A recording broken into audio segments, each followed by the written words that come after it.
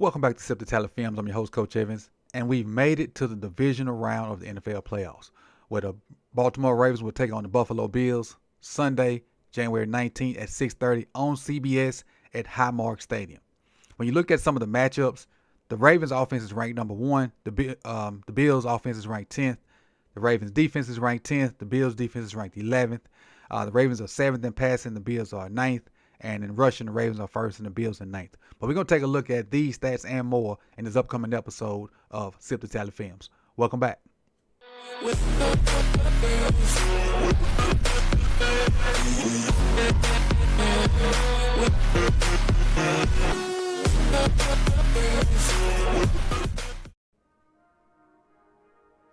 All right, let's get this thing started. And we'll start with the Bills offense and give you some numbers for the Bills offense.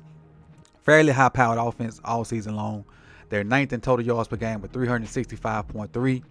9th in passing yards per game with 229.8. 9th in rush yards per game, so there's a theme there, with 135.6 yards per game. They're 2nd in the NFL in points per game at 30.9. 3rd in offensive TDs scored, 65. 2nd in offensive EPA, positive 0.15. 10th in total time to throw, 2.86, and 1st in sacks allowed, 16. They've only given up 16 sacks. And 9th in explosive runs with 60. Now, as compared to the Ravens offense is 1st in total yards per game with 427.1. They're 8th in passing yards per game at 233.3. 1st in rushing yards per game with 193.8. 3rd in points per game behind the Bills at 30.3.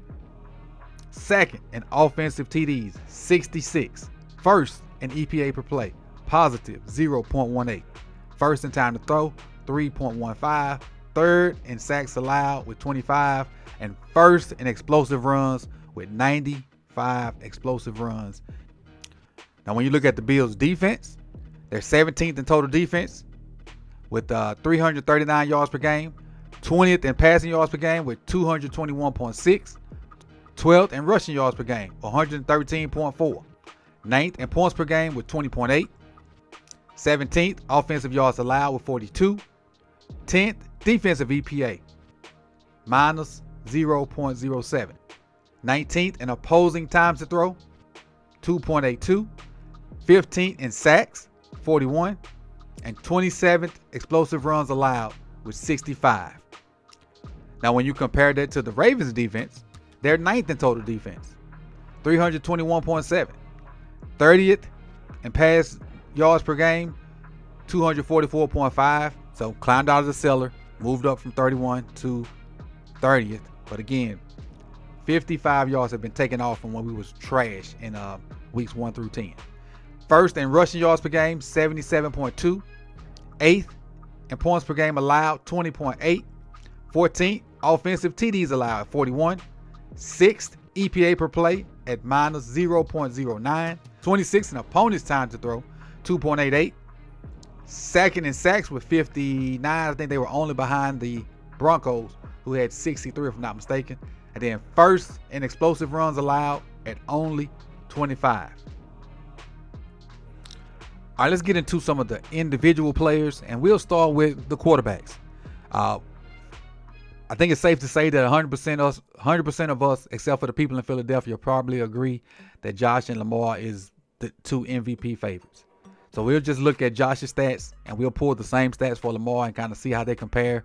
And you make your decision. At this point, I'm not here to debate about whose it is. I vote Lamar. You know, Ravens fans, all Ravens fans going to vote Lamar. All Bills fans going to vote Josh. And then it's up to the rest of America to see where they at. Even though none of us really have a vote, but I'm just saying. And as far as fans, but I think the consensus is outside of Buffalo is Lamar. But these are the numbers, and you judge for yourself. Josh Allen, 14th passing yards this season, 3,731. 8th in passing TDs with 28. 8th in interceptions with 6. 4th in passer rating with 101.4. 24th in completion percentage, 63.6. 5th in QB rushing. He was 538 yards. Just the QBs. He was 5th in QB rushing. 41st overall rushing with those 531 yards. 9th in rushing TDs with 12. Then he had 17 explosive runs. Now, when you compare those numbers to Lamar was 6th in passing yards, 4,172. First 4,000-yard season for him. 3rd in passing TDs with 41. 2nd in interceptions, only 4. 41 to 4 interception ratio. Pretty darn good. 1st in passer rating, 119.6. Had an opportunity to be in the top 1 or 2, but kind of fell off right there at that last game a little bit with some guys dropping balls, but it is what it is. But still led the NFL this year in passer rate. 12th in completion percentage, 66.7. So basically 2 out of every 3 balls thrown are complete. The first, number 1 rushing QB, 915 yards. Those 915 yards translate to 20th overall rushing. He had 4 rushing TDs and 37 explosive runs for Lamar Jackson.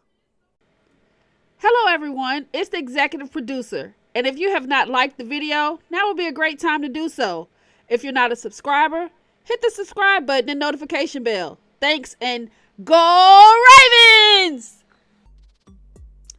Now let's take a look at their rushers. James Cook is their number 1 guy with 207 attempts, 1,009 yards for the season, 16 rushing TDs. Tied with Derrick Henry for the number of rushing TDs, 16 rushing TDs.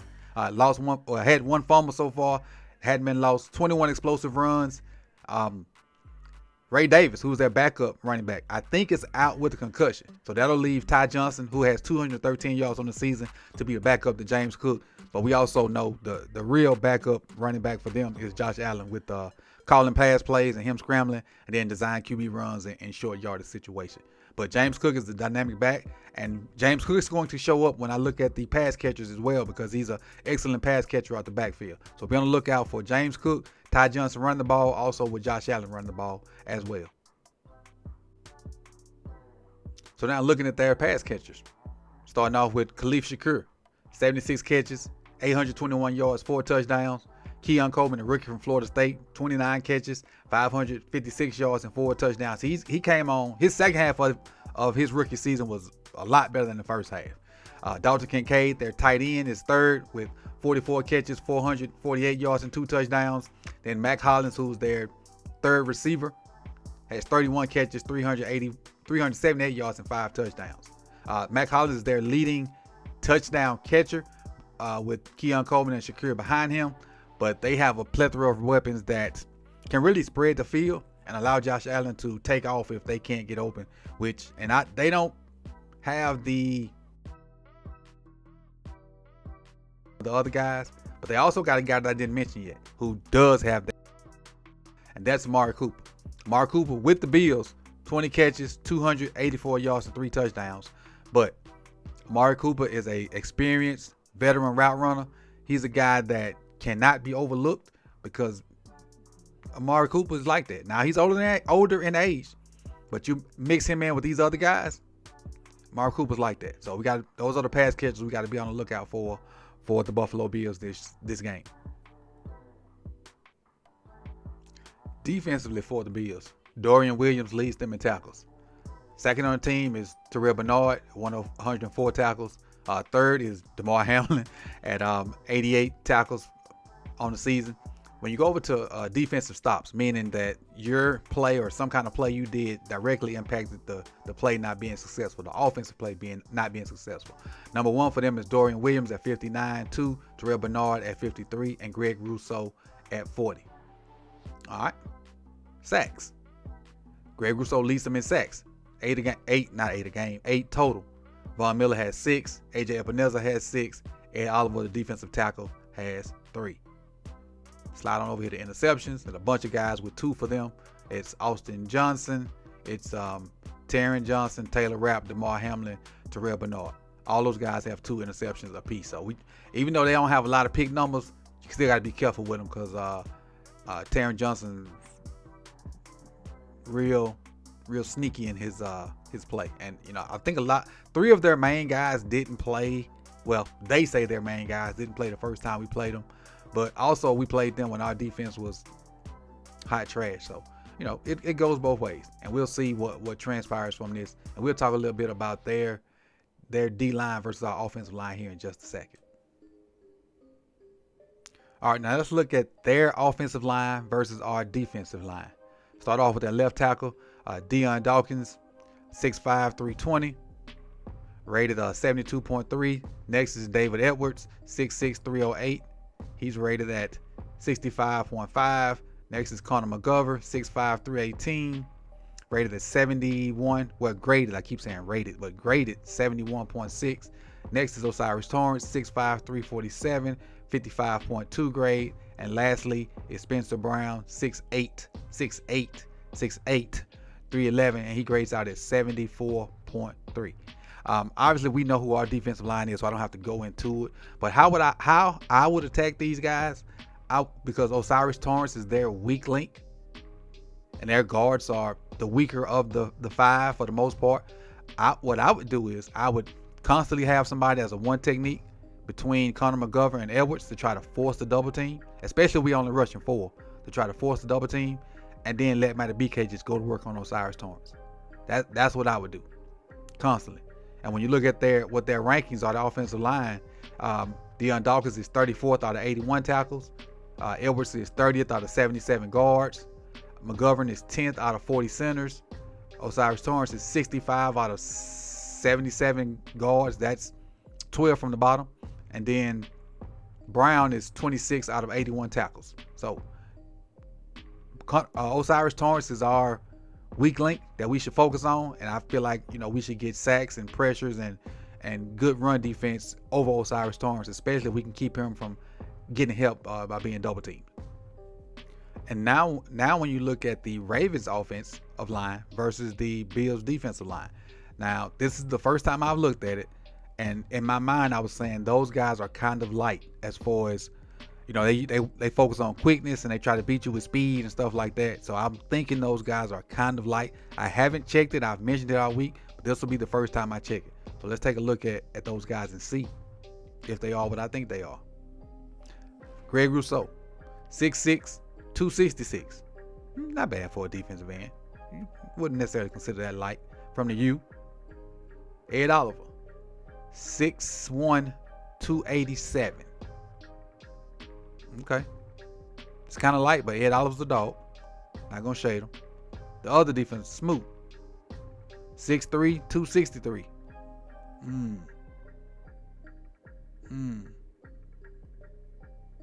When you compare this to Pierce is probably 363. That's 100-pound difference. And trying to, moving somebody in the middle. These are, and they say edge up there, but they got him listed as a defensive tackle on here. Now, I know they got some other guys, but this is the guy they got listed. I know they got 92 and what's the other one? I know 92, but I don't know his size yet. I have to look it up on the back end. And then Von Miller on the edge. And Von Miller's pretty much a pass rush guy at this point. He come in on specialty downs and do his thing, trying to get to the quarterback, trying to get sacks. But if we catch him in now on run downs, I have no problem with running at him. Zero problem with running at him. So they are, when you look at it, kind of light on the front end. When you compare them to what we got, starting off with Stanley. And that Stanley ain't the biggest guy. Stanley's 6'6", 315. Makari, 6'4", 305. That's bigger than I thought. Linderbaum, 6'2", 305. Let's squatty body. Falele, 6'8", 380. And Rosengarten, 6'6", 300. So I honestly think we can move these guys, man. Milano's back. We know what Milano brings, 6 foot 233, experienced linebacker. I know he's been hurt, but he's still their best guy. And then their leading tackler, or one of their leading tacklers, Terrell Bernard, is in there too. They're going to be in a Nicolay bunch. So you're looking at 6'1", 224, trying to deal with Derrick Henry. 6 foot 223, trying to deal with Derrick Henry. DeMar Hamlin, 6 foot 200, trying to deal with Derrick Henry. Taylor Rapp, 6 foot 208, trying to deal with Derrick Henry. So go to Derrick Henry. 6'3", 247, 4'5", 40. None of these guys are that big. The safeties or the linebackers. So we'll see. We'll see. We got to keep foot on neck completely versus these guys. Run it down their throat. And if they put a bunch of people in the box, we got to hit them passes. Now let's get to the prediction part. And here's how I think we can win the game on both sides of the football. Run the football. That's simple. Find ways to run the football.